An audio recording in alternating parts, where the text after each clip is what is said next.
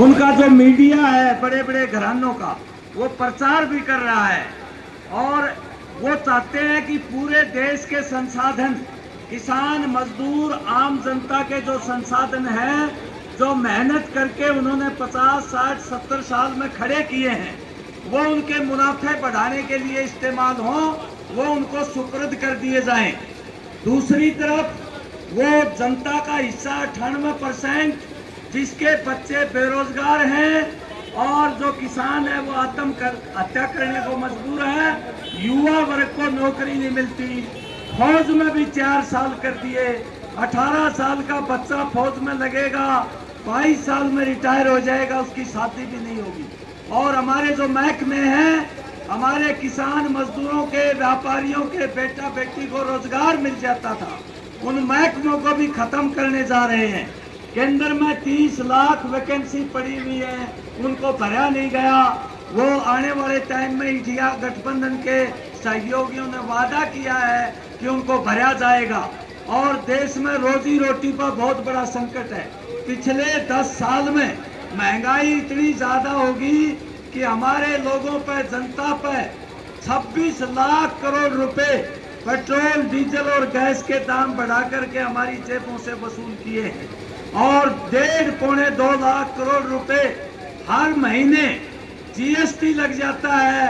Tractor पर 18% GST है, विलासिता की चीजों पर 4% जीएसटी है, खाने पीने पर भी जीएसटी लगा रखा है, जिसने चौतरफा महंगाई बढ़ा दी। और हमसे टैक्स लेकर के बड़े बड़े सरमाएदारों के 17.5 लाख करोड़ रुपए पट्टे खाते डाल दिए। ये जनता का पैसा है। और जनता के बीच में जो हमारे 36 बिरादरी के शहीदों ने कुर्बानी देकर के देश को अंग्रेजों से आजाद कराया था, और हमारे 18-18 साल के नौजवान फांसी पर लटके थे, वो प्रजातंत्र भी पैसा तंत्र बना दिया है। आपने देखा होगा पीछे पीएम केयर बना करके एक अपनी निजी संस्था बना करके कंपनियों से और सार्वजनिक क्षेत्र से अरबों रुपए उसमें जमा करा लिए। प्रधानमंत्री रिलीफ फंड को खत्म कर दिया और उसका ना ऑडिट हो सकता है, ना आरटीआई लग सकती है। उस पैसे से विपक्ष की सरकारों को गिरा रहे हैं, एमएलए को खरीद रहे हैं, एमपी को खरीद रहे हैं। ऐसी हालात देश में बना दी है।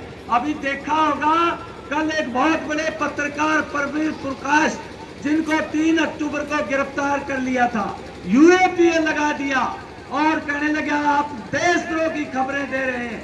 वो किसानों की, आम जनता की खबरें दे रहे थे, मजदूरों की खबरें दे रहे थे। और सुप्रीम कोर्ट ने कहा कि ये गैर कानूनी गिरफ्तारी थी। हमारे एक एमपी, आप पार्टी के हमारे एमपी थे और जिन्होंने उसको भी 3 अक्टूबर को गिरफ्तार किया था, सुप्रीम कोर्ट से जमानत मिली। उसके ऊपर, संजय सिंह के ऊपर 2 करोड़ का आरोप लगा कि आपने शराब घोटाले में 2 करोड़ रुपए लिए।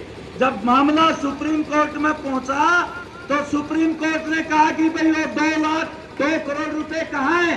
बोला जी वो तो वसूली नहीं हुई। कहता जमानत दे दे इनको, कहता दे दो जी जमानत ईडी। अब देखिए 6 महीने जेल में रखा गया। हमारे केजरीवाल साहब को एक आदमी ने 50 करोड़ का चुनावी बॉन्ड भारतीय जनता पार्टी को दिया। उसको कहने लगे केजरीवाल को गिरफ्तार करना है, आप कह दो शराब घोटाले में उसने 50 करोड़ रुपए लिए हैं। वो कहने लगा ये तो आपने लिए थे जी, ये तो उन्होंने नहीं लिए। कहता आपको जेल से नहीं निकालेंगे जब तक इनका नाम नहीं लोगे। केजरीवाल साहब का जबरदस्ती नाम लेकर के और उनको जेल में डलवा दिया। ठाकुर लाल सिंह जी भी हमारे बीच में है भाई, ताली बजाओ और स्वागत करो ठाकुर साहब। तो ये हालत होगी। विपक्ष को मोदी साहब मिटाना चाहते हैं। अभी डॉक्टर साहब ने बोला ये बहुरूपिया है, झूठ बोलता है, ढोंग करता है। आजकल तो बेरोजगारी, खेती बाड़ी की बात ही